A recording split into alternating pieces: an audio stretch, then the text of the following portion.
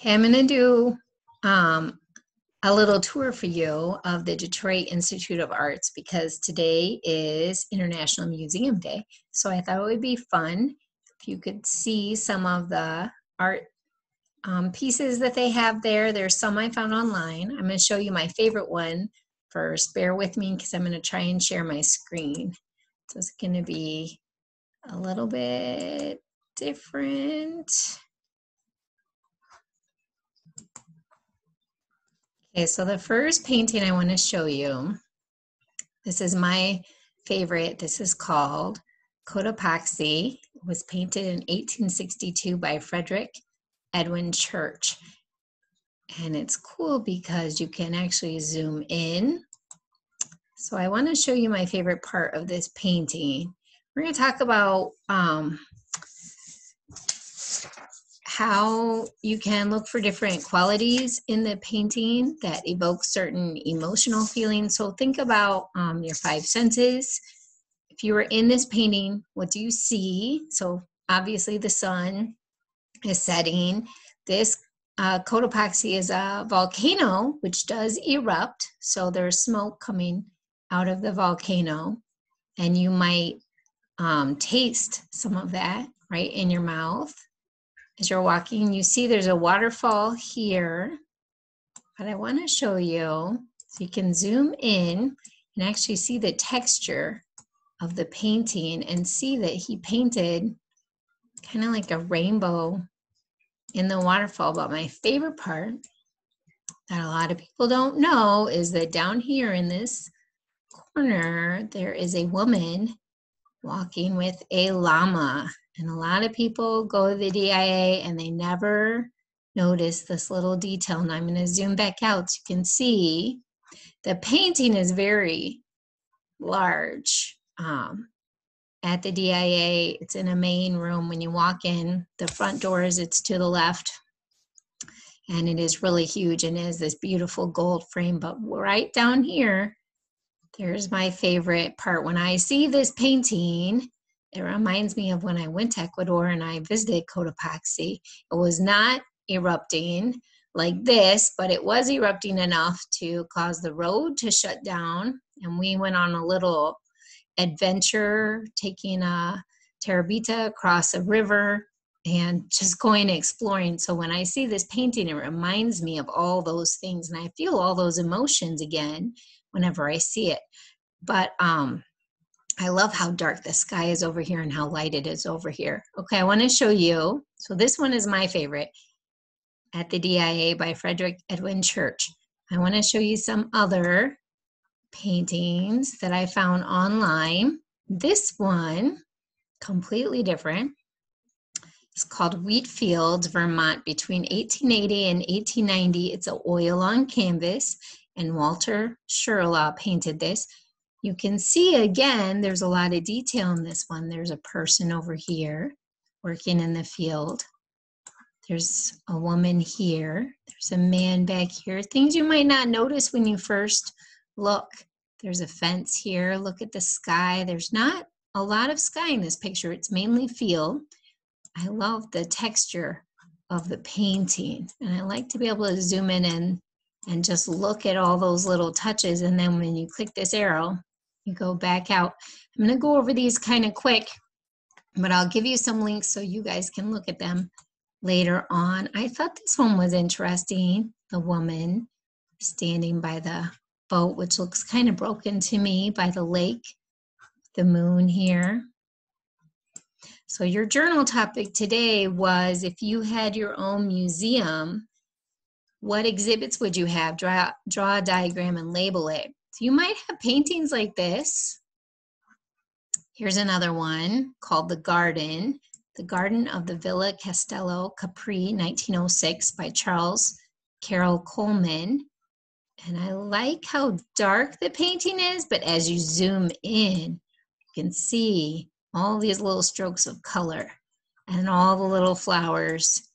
That's a lot of detail. There's a person picking a flower here, things you might not see at first. All these little touches of color and the texture in this painting as you explore it. I thought this one was fun. It's just two cows and some chickens, but again, the dark parts of the picture, the light over here, this trough that they're eating out of is kind of falling apart. I thought it was appropriate with us still reading Charlotte's Web to have an animal one.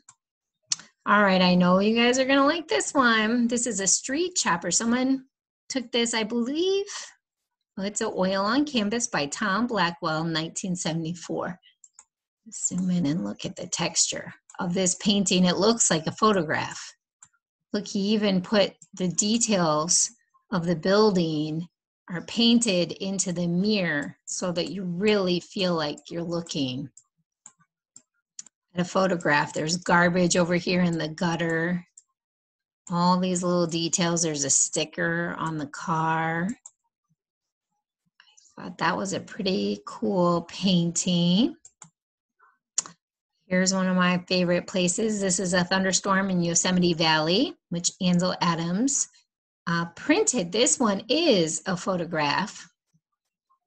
It's a silver print, so it's a black and white print that he did. And again, you can zoom in and just see the details and where the dark and where the light. There's mountains back here. This is El Capitan. People actually climb. There's lots of people, climbers, go up this all the time. Probably not in this photograph. When he was doing it, it wasn't as popular then.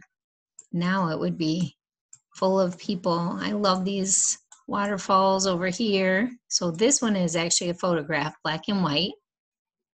And even look at all this down here. Okay, I thought this was interesting. This is a dry point printed in black ink on paper. So this is a drawing that Carol Nicholas Storm van Gravesend did of an oak tree, which is really beautiful. All the detail. Look at all the etching just with pencil, how he took those little lines. This one had a lot of colors, and you can see that it was made to look like it's been painted on birch. I'm not sure. It says oil on canvas. A halt on the prairie for a smoke between 1860 and 1872. So just look at the details of the Indians on the horses, and they're stopping with their peace pipes to take a break by the water. All these little flecks that are on there. I like these horses that are down here on the bottom.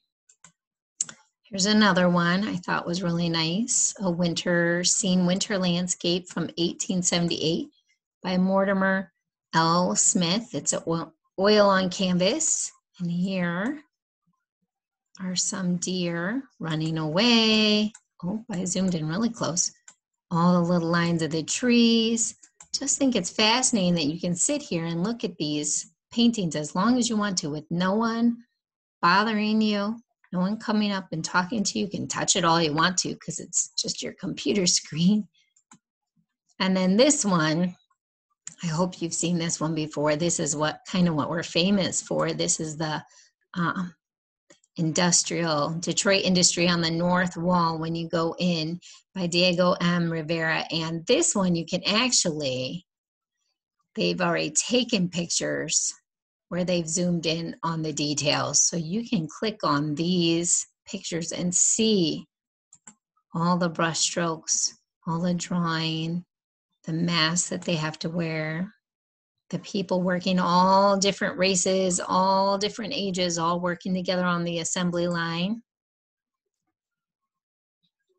There's a lot of detail, a lot going on in this picture here.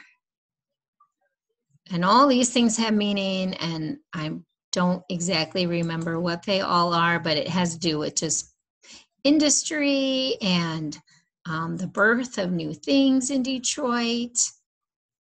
Every part of it has a story.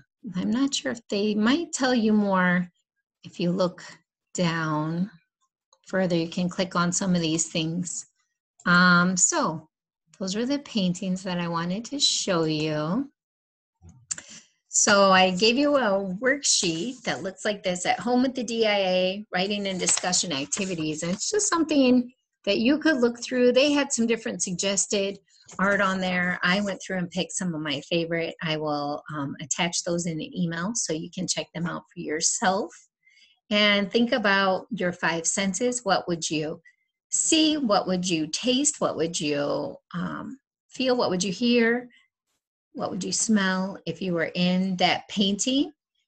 Whose point of view is the painting from? So Cotopaxi is taken far away from the woman and the llama are way down. Whereas the Detroit industry one, it's kind of like you're in the factory with them. And then before and after, what do you think happened before the picture and what happened after? So just some things that you could think about. I thought you would appreciate something a little bit different today, do a little bit of exploring of some art and some different museums online. So I hope you enjoy that. I hope you have a wonderful day.